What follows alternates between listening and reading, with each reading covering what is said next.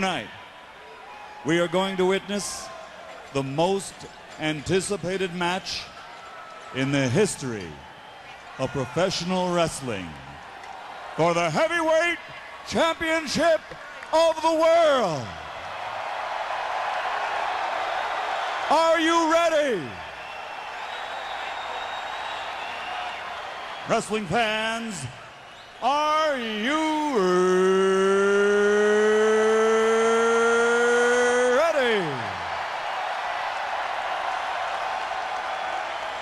For the thousands in attendance and the millions watching around the world, from the capital city of the United States of America, Washington, D.C., ladies and gentlemen, let's get ready to rumble!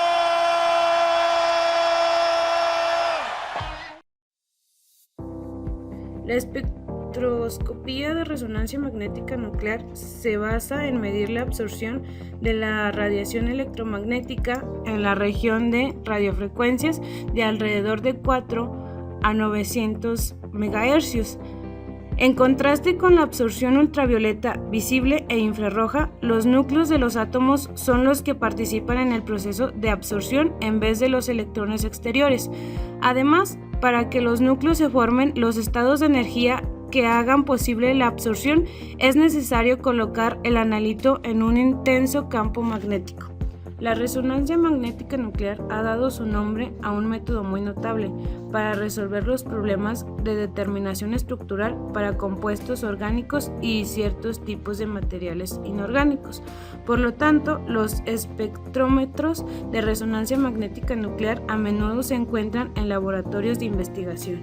La resonancia magnética nuclear recopila información sobre las interacciones entre los núcleos de ciertos átomos presentes en la muestra cuando se envían a un campo magnético estático, que tiene una intensidad muy alta y constante, y se expone a un segundo campo magnético oscilante. El segundo campo magnético, alrededor de 10.000 veces más débil que el primero, es producido por una fuente de radiación electromagnética en el dominio de la radiofrecuencia. El documento básico entregado por estos instrumentos es el espectro de resonancia magnética. Es un gráfico que representa señales de resonancia. Resulta de la absorción por una muestra de frecuencias definidas enviadas por esta fuente electromagnética. El origen de estos espectros, que son bastante diferentes de los espectros ópticos, se pueden entender mejor considerando los espines nucleares. Algunos de los núcleos que pueden ser estudiados por la resonancia magnética nuclear son el hidrógeno, el carbono, el flúor y el fósforo. Teoría de la resonancia magnética nuclear. La cantidad más pequeña de un compuesto se compone de un número gigantesco de moléculas individuales. Consideremos una colección de núcleos idénticos cuyo número de spin es 1 igual a 1 medio. Desde un punto de vista energético, estos núcleos forman una población que se considera un estado degenerado. Cuando estos núcleos se colocan en un fuerte campo magnético externo, orientación o Z, se producirá una interacción entre cada vector magnético nuclear individual y este campo. Cuando estos núcleos se colocan en un fuerte campo magnético externo, se producirá una interacción entre cada vector magnético nuclear individual y este campo.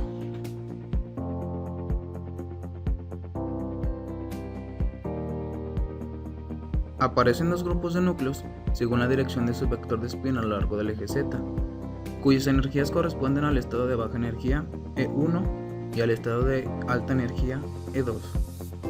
Estas orientaciones son llamadas girar hacia arriba y girar hacia abajo. La diferencia de energía entre los dos estados es como se muestra en la siguiente ecuación. La población de núcleos ubicados en el estado energético E2 es ligeramente menos numerosa que en el estado más estable, E1. Como resultado, solo el ligero exceso en la población E1 es el responsable de la señal de resonancia magnética nuclear.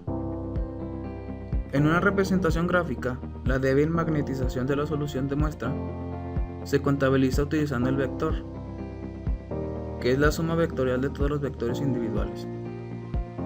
En el equilibrio, este vector se encuentra a lo largo de la dirección del campo magnético, aplicado B0, y se llama magnetización de equilibrio o magnetización eta.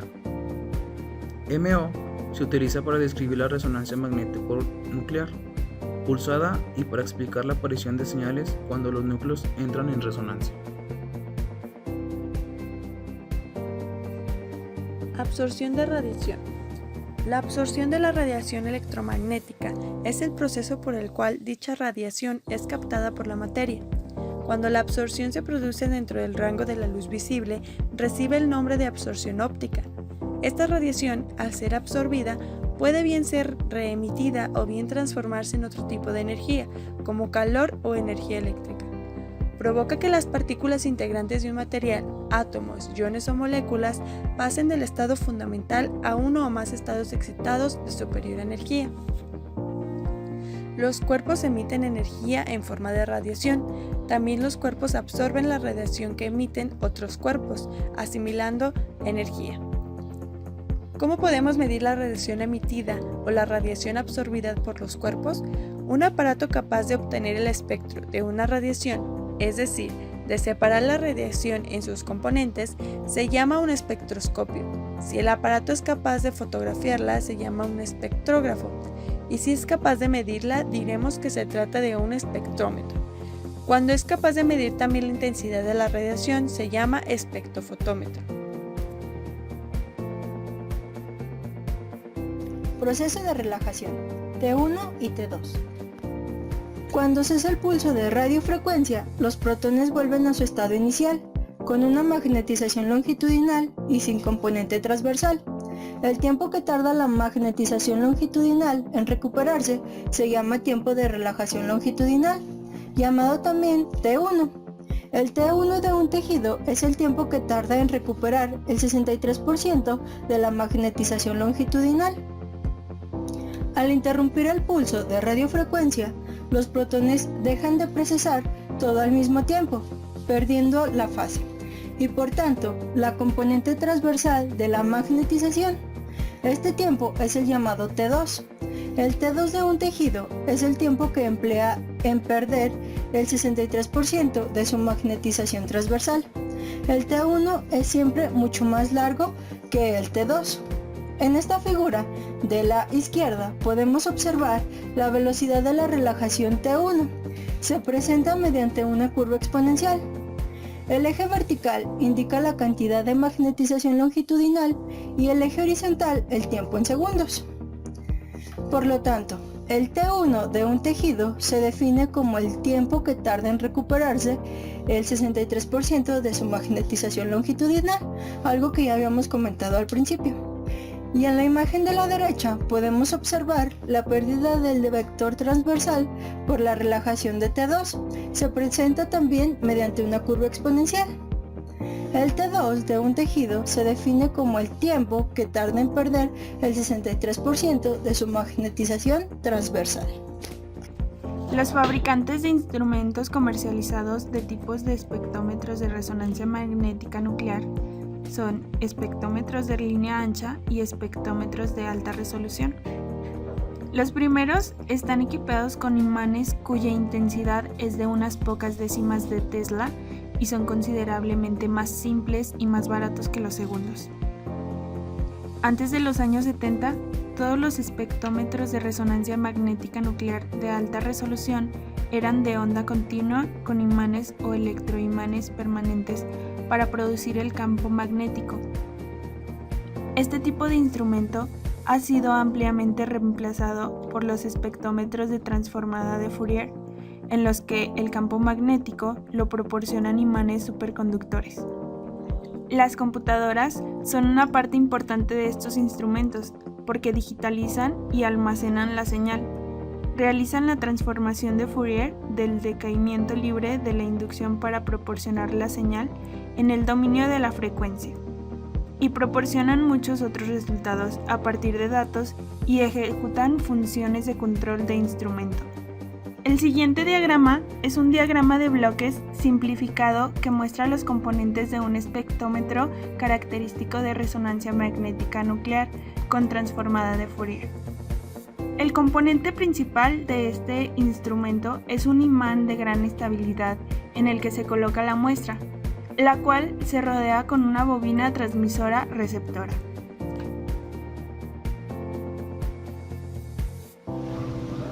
Sonda de la muestra. Mantiene la muestra en una posición fija dentro del campo magnético. Contiene una turbina de aire para rotar la muestra y aloja la bobina o bobinas que permiten la excitación y la detección de la señal de resonancia magnética nuclear. El detector y el sistema de proceso de los datos. La señal de radio de alta frecuencia se convierte primero en una señal de audiofrecuencia, que es mucho más fácil de digitalizar. Es posible imaginar que la señal proveniente del amplificador de radiofrecuencia está constituida por dos componentes. Primero, una señal portadora, que contiene la frecuencia de oscilador utilizando para producirlo, y una señal sobrepuesta, de resonancia magnética nuclear proveniente del analito. La señal de analito difiere en frecuencia respecto al portadora de pocas partes por millón. Manipulación de la muestra. Hasta hace poco, los estudios de resonancia magnética nuclear de alta resolución se habían restringido a las muestras que se podían convertir en un estado líquido no viscoso. Se utilizan soluciones de la muestra de 2 a 15%, aunque las muestras de líquidos puros se puedan también examinar si sus viscosidades son suficientemente bajas. Los solventes no deben tener resonancias propias en la región espectral de interés. Por lo regular, los solventes para la resonancia magnética nuclear se deuteran para proporcionar la señal estabilizada de la frecuencia de campo. El solvente más común para compuestos orgánicos es el cloroformo deuterado. La resonancia magnética nuclear puede ser empleada también en la salud. En este caso, se utiliza un poderoso campo magnético, ondas de radio y una computadora para producir fotografías detalladas de ciertas estructuras que están dentro de nuestros cuerpos. Esto nos ayuda para diagnosticar o monitorear el tratamiento de diferentes enfermedades, ya sea que se encuentren en el pecho, abdomen o hasta en la pelvis. Un claro ejemplo de esto lo podemos ver en la serie de Doctor House, ya que cada paciente que llegaba lo mandaba por una resonancia magnética. Esta tecnología es demasiado cara. Por consiguiente, en nuestro país no es muy usada, ya que el costo de las resonancias y el mantenimiento del equipo de estas es demasiado elevado. Por consiguiente, se tiene que padecer alguna enfermedad demasiado grave para que tu médico te mande a hacer alguna resonancia magnética.